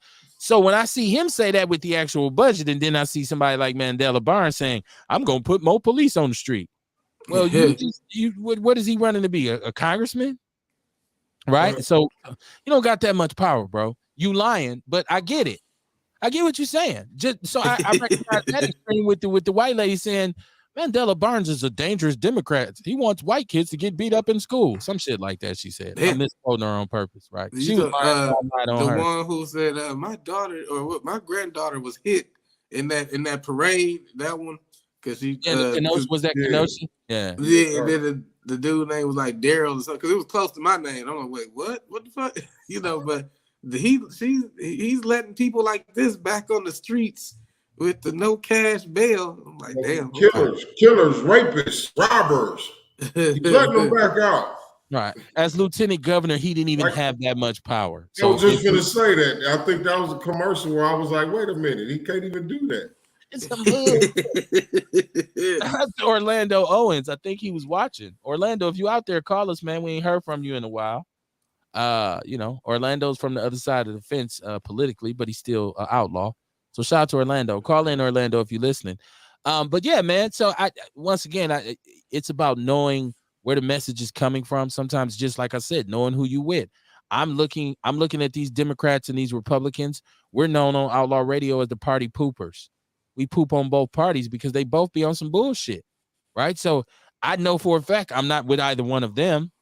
That don't mean I won't vote for a candidate who's in their party. It depends on who the candidate is. I reserve the right to make up my mind when I want to, right? So your commercials don't look. I don't feel no different about Ron Michaels, and I don't feel no different about Mandela Barnes based on the commercials. Is that his name? Ron Michaels? Ron Johnson? No, Mike. Michaels. I know you talking about. Timothy. That's the dude who. Okay, yeah. Yeah. He sided with Trump. Right. He had a company, and women said they was groped, and they had to have sex with their bosses.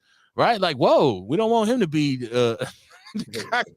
Like, those commercials are full of shit, right? That's just, But once again, when I see those messages, I already know who I'm with.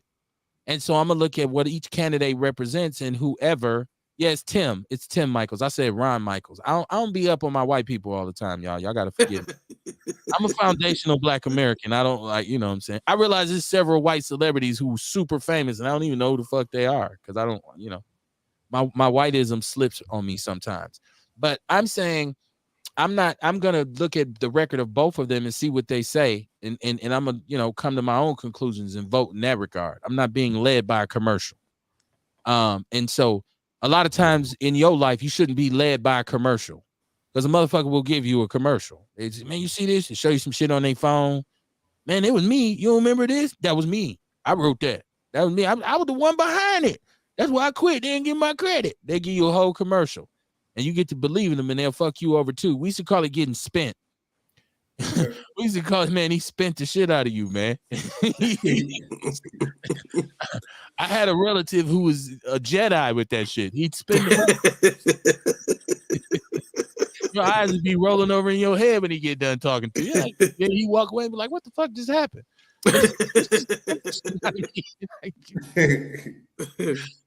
Up didn't mean up and down didn't mean down. I'm trying to tell you, talking to this brother, he was cold with it. You had to get to the point where you say, well, hold on, man, stop. Because you about to start spinning me. Let me just take it easy.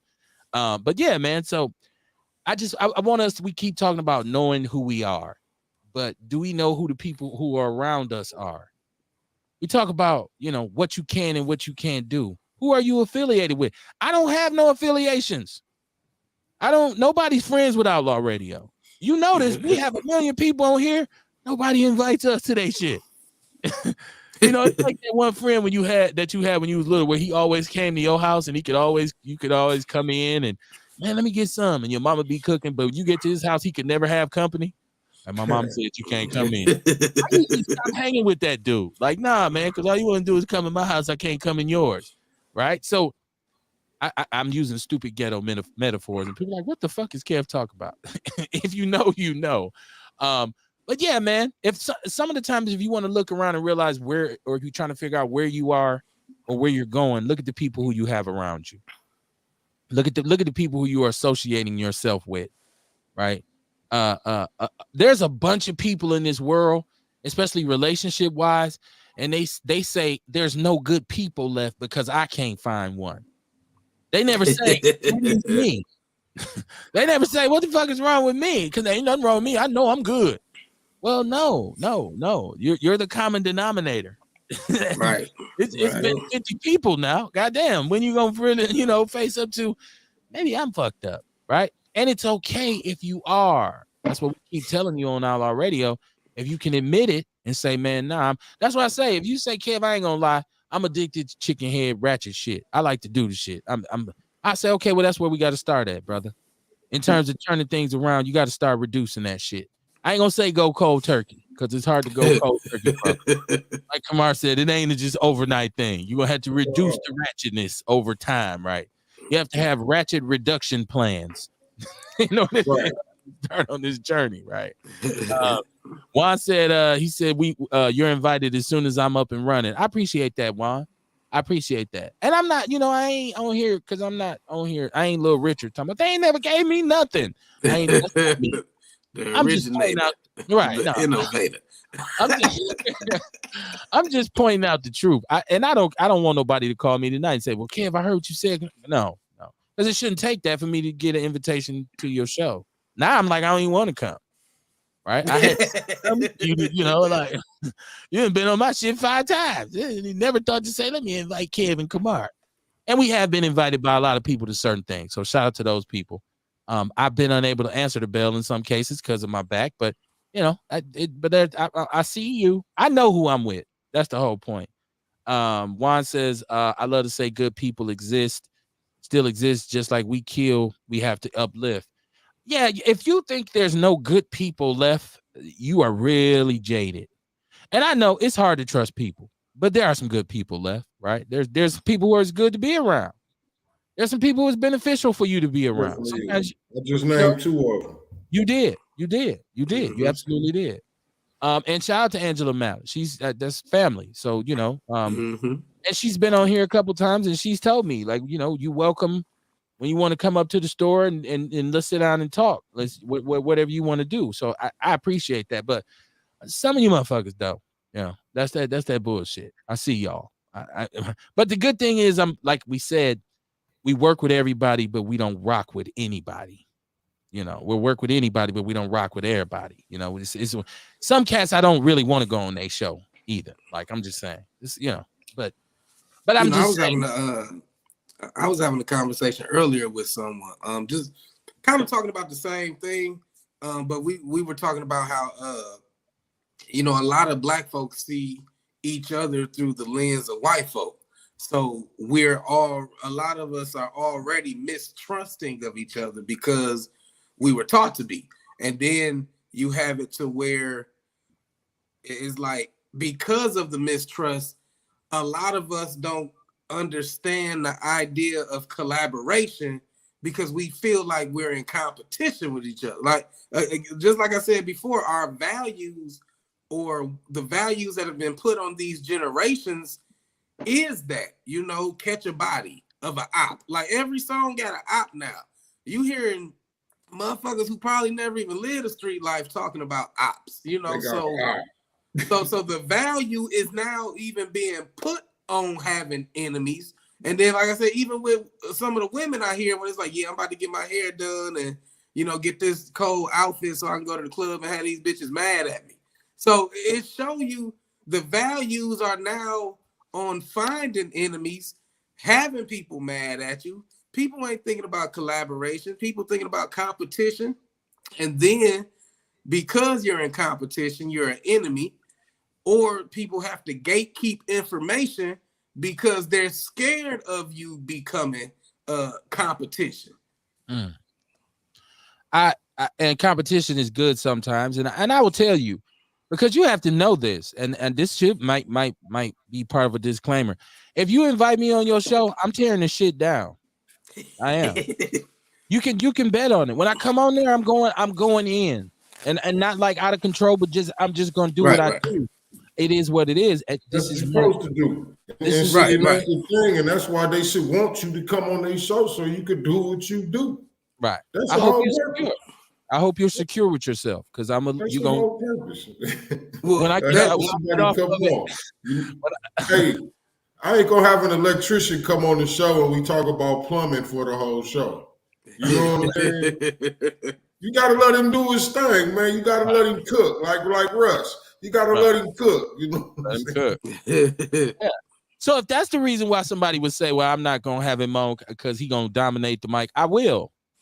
I'll take your shit from you, right? I'll have half the audience ordering Outlaw Radio. Dog, that'll be hilarious on the show. Right. And we've done it. We went into Outlaw Radio went into WNOV with a chip on our shoulder. 15 minutes in, that was our shit. The response from the listeners, you can go back and watch it. The response from the listeners said it all. People were the phones was lit up. They was calling. Y'all a breath of fresh air. Y'all a breath of fresh air. We needed this. Dog, they called like 2 weeks. They was calling me in 2 weeks after we left looking for. That's dope. But we've never been invited back. He let us come back because it was somebody's show. He let us come in and do his hour, right? It was his show, and like after that, y'all can't come back. He wanted Liz to come back. He didn't want Kamar and myself to come back. He's like, nah, fuck them niggas. And that's not, Liz was part of why we was able to dominate it.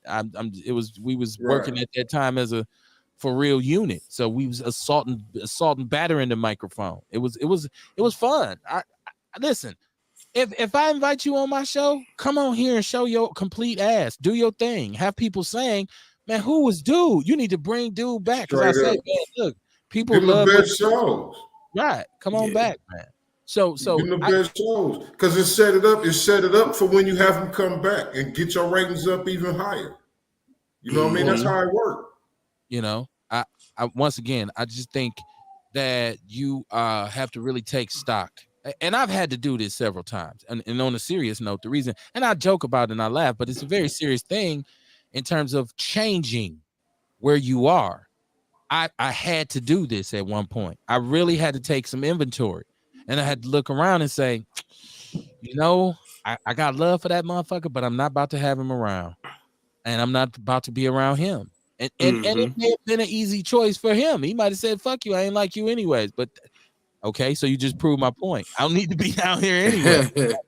So there are some people and some individuals, and I wouldn't say cut loose because I don't like that choice of words, but I just had to remove myself, right? Like this ain't comparable to where I want to go. This is not compatible with my new squared up lifestyle, right? Like, so I'm gonna move around and just keep, and keep doing what you're doing. And it doesn't mean I don't got love for you, or if you call me and you need me, I wouldn't say, bro, if I can help you, I will. It just means that, I'm going in a different direction. They say it's me, it's not you, it's me, right? This would be one of my favorite things to say. Real people gonna respect that though. I mean, as you evolve, like I heard something the other day that said you can't get to your next level being who you are today.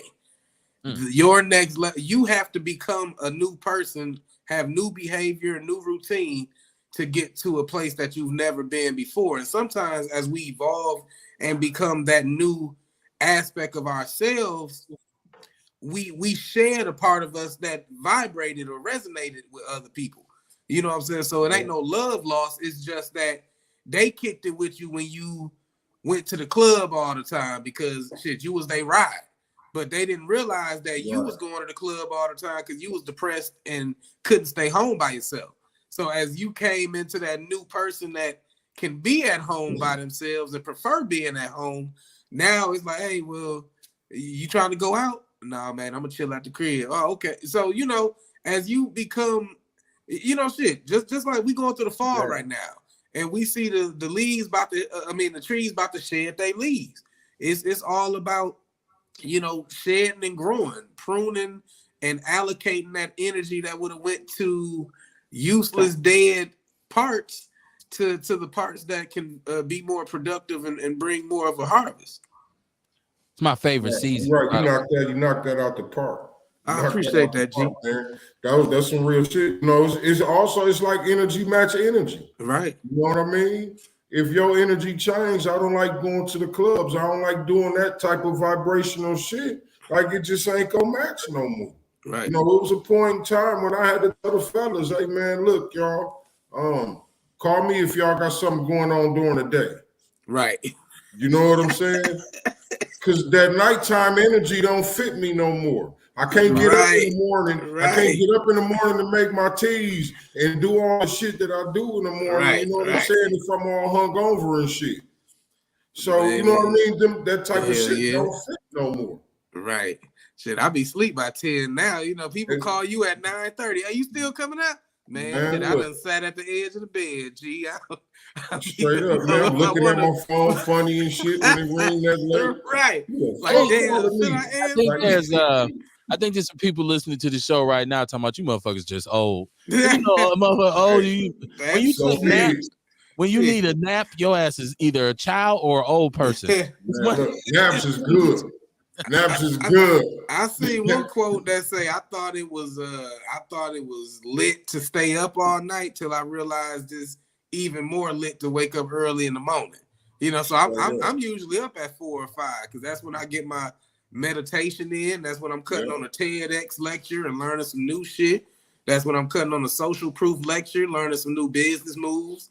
I got to get in that self-care before my family wake up, because once my family wake up, it's time to serve. It ain't no more. It ain't no more derail time.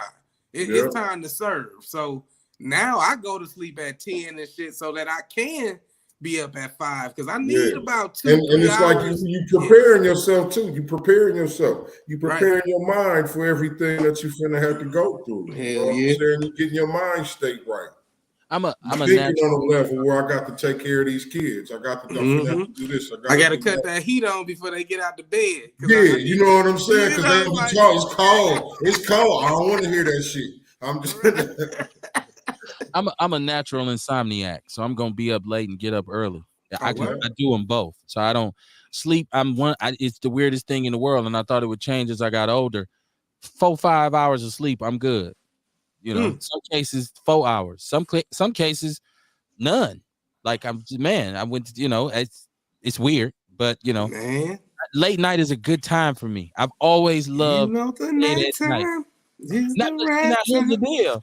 Not to be at somebody's house or to be out and about, to be at the crib, right? Freaks come out at night, nigga. Right. Well, the door is locked, right? The freaks come out. How real was that song though? A long time ago.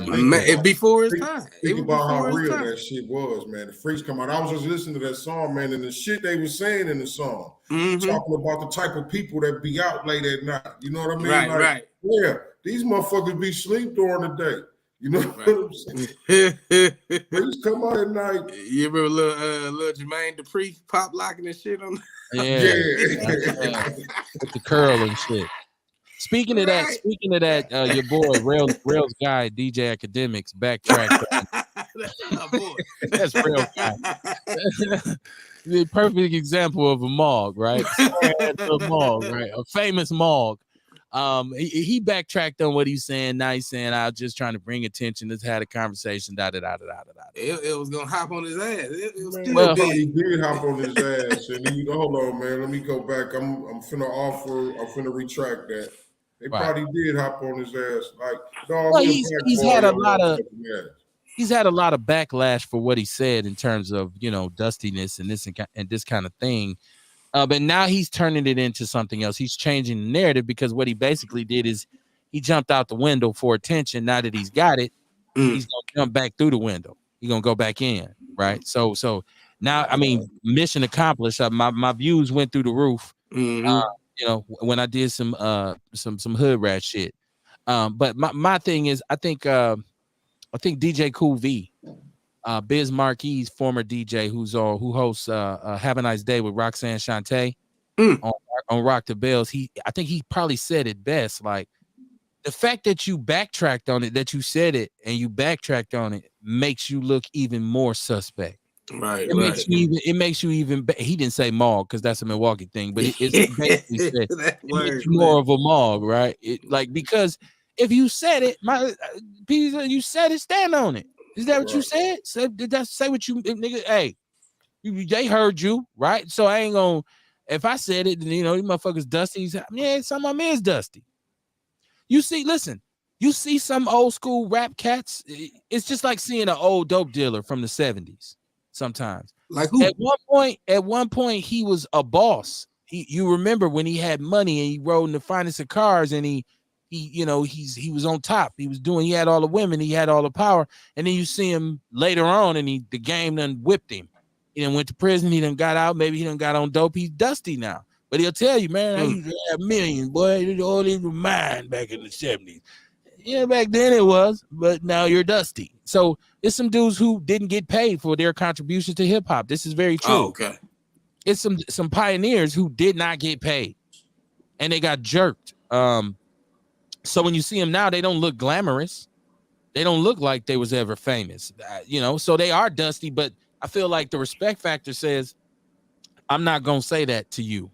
I'm in terms of hip hop, I'm gonna say, no, you were a true pioneer. Now, maybe your lifestyle, I don't know what's going on otherwise, man. But do you know who you are? Right? You know who you with now. To the point where you can fall this far. That's why I always like Melly Mel. Because Melly Mel, instead of, drying up and getting, becoming a dope head and all that, Melly Mel got swole. Melly Mel he'll come to the interview with a 3-piece suit and a pimp hat on and talk shit for the next 2 hours. But I guess the residuals from the message is a little bit better than some of the songs that some of them records. I don't know, and I don't know what they really have with Sugar Hill, but Melly Mel can still go places and fill up a room and perform the message and get paid. And he can still rap, man. He can still. I seen who's that? DJ K Slay? That just passed. He was doing a bunch of videos where he just had like 30 minutes of legends, like just rapping. And Melly Mel was on a couple of them.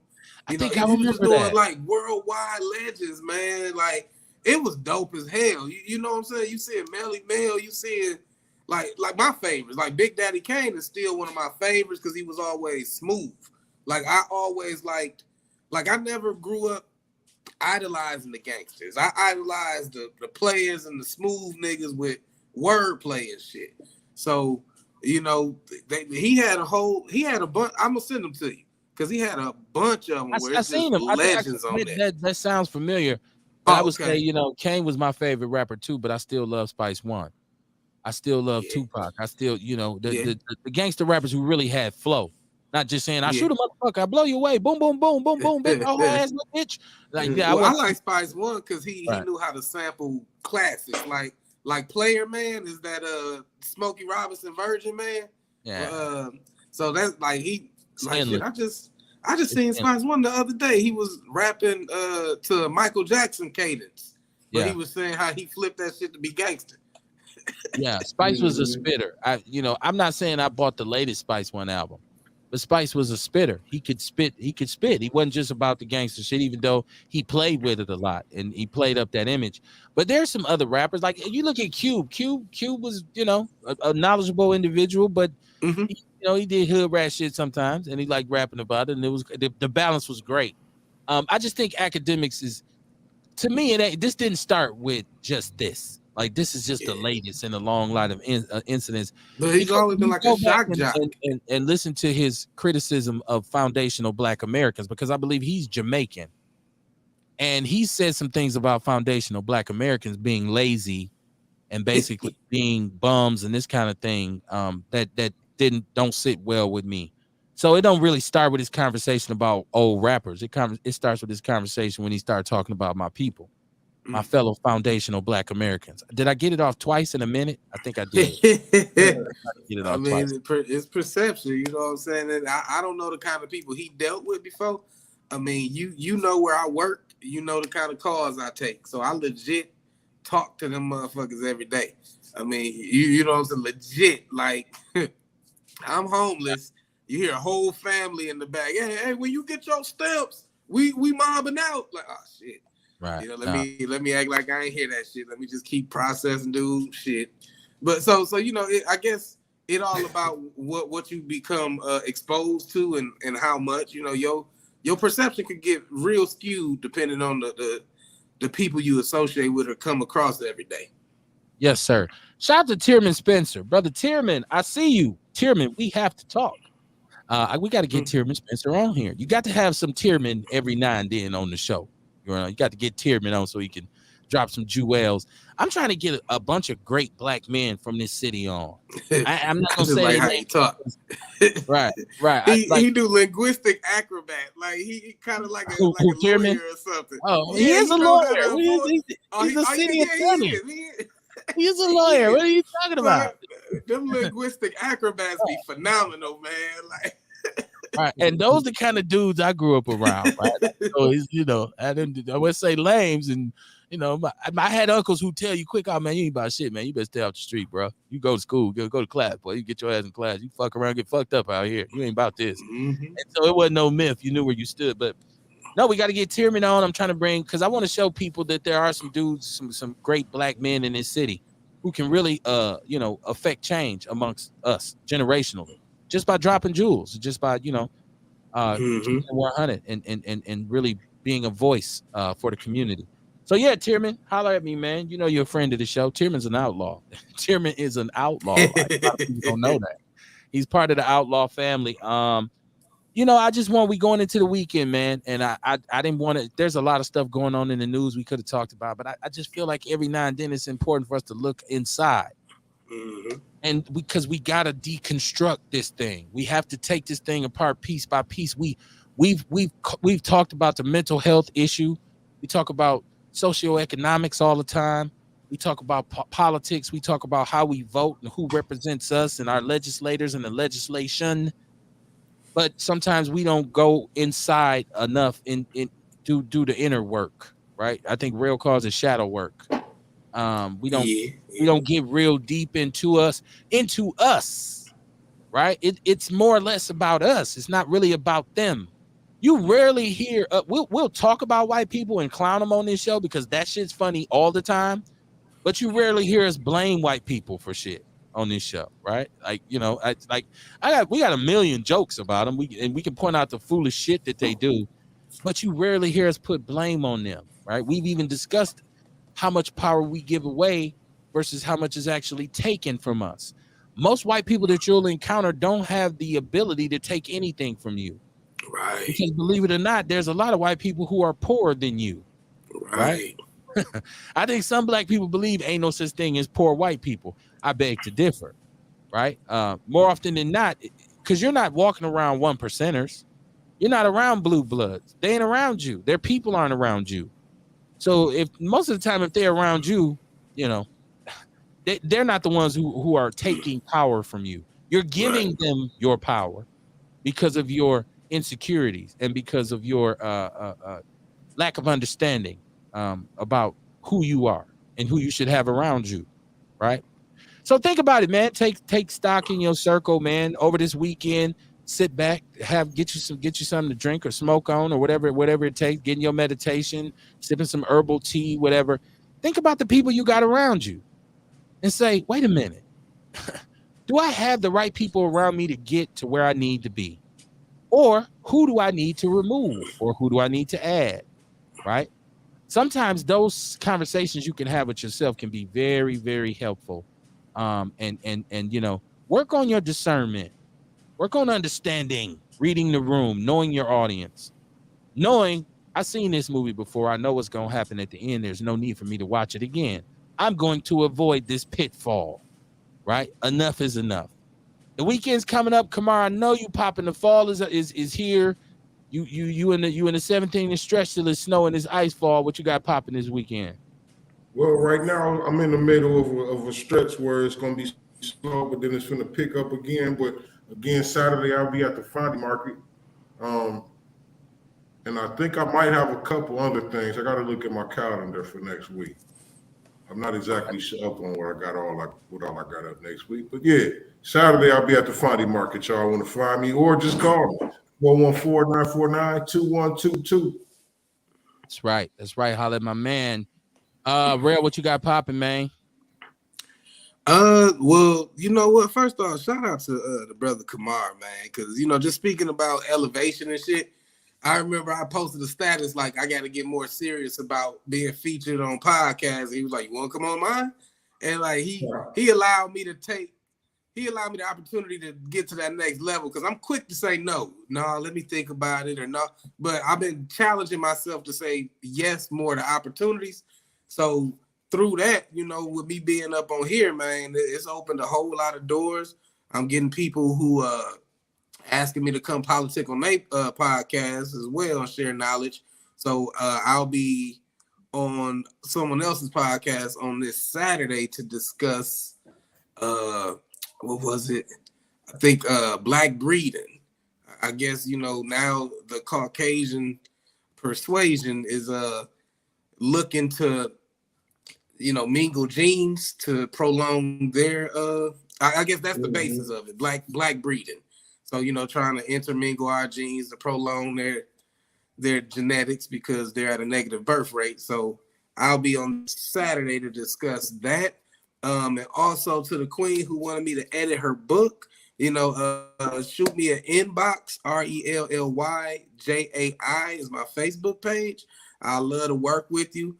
I'm also getting more and more people inboxing me, asking me to either be their writing coach or their emotional intelligence coach. So, you know, and it's because of y'all, you know, providing me with a platform to show people my thoughts, you know, and as nerdy as I am, you know, because I used to not even talk about my shit because it'd be like, man, that shit too nerdy for some. Like, just like this whole Jupiter shit the other day. But what I'm finding out is when you be your authentic self, man, and just share your shit, there's somebody that's going to fuck with you and want to hear more of it. So, you know, I appreciate y'all and shit. You know, that's what I'm on. And of course, my books is on Amazon, 12 Steps to Becoming Your Own Dope, as well as my multidimensional mindset gratitude journal. First of all, shout out to you because you bring a very, very unique element to the show. So I don't want you to not give yourself enough credit for what you, because we've had a lot of people on who were not asked to return. So not automatic, right? So I mean, I'm one of those individuals. If I see it, I'm good with it. Like I'm saying, come on with us. If you ain't doing nothing else, right? Come on, rock with us. So shout out to you. Appreciate that. What you bring to the show and the consistency of it. So I want to shout you out on that. But I also want people to understand how important it is to be open to cooperate with each other and to believe like I can get along with other people. I can function with other people. I think one of the things that happens with what we do here is it's a safe space for people to be able to agree to disagree. And nobody leaves here feeling bad about, their opinion or their perspective. It's all about, look, I'm a man, you're a man. We should be able to have cordial conversations, and it don't always got to be about us shaking hands and having kumbaya moments. Right. Because, you feel strongly about what you feel strongly about, and your convictions are your convictions.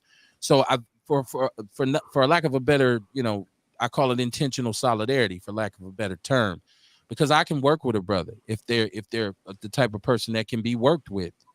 But some people just don't. They have to be like Kamar said. I got to be the boss. I got to be the man. Well, not in this instance, right? I'm not a person who's gonna follow everybody, right? Like for me to acknowledge you as the leader, it must either mean you got the title at work and my check is on time, or you really got something unique that you're doing. So I think it's important that people see Black men being able to really sit together and think and talk about things and conceptualize ideologies. That's very important. But I want people to really take stock in who's around them. I want you to really think about who's in your immediate circle.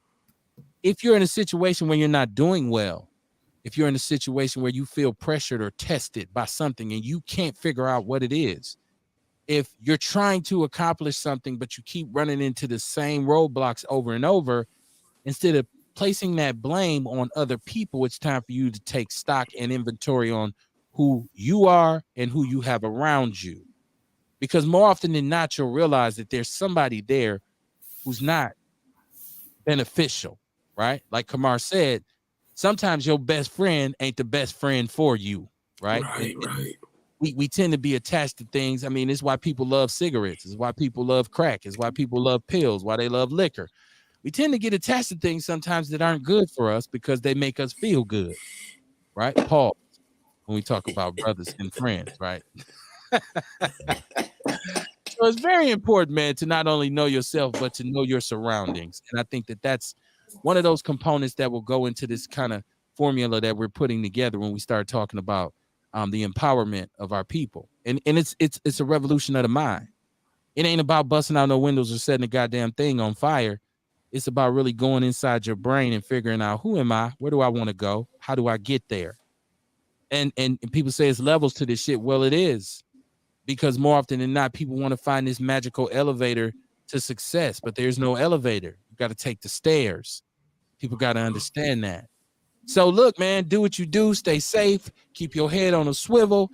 Have a good time this weekend. Enjoy this autumn air. Go pack, go. I know that sounds super white. I couldn't think of nothing else to say right there. God damn it, Kev just say go pack, go. Yes, I did. That's that hood rat shit I be on, right? Like, so, but yeah, man, once again, this show is dedicated to anybody who's going through something. And I'm here to tell you, man, and this goes to even myself. If you stay steadfast and persistent and focused and try to formulate a positive perspective out of the negativity that you're being dealt, eventually this too shall pass. So shout out to you. Share the show, man. Tell a friend about Outlaw Radio. Stop hating. Invite me on your show so I can take that shit over. I don't mind. And if I get there and I tear it down and you sit around insecure about your position, you have to ask yourself, is it because my criticism of this community outweighs my contribution? I must be a coon. I see y'all Monday.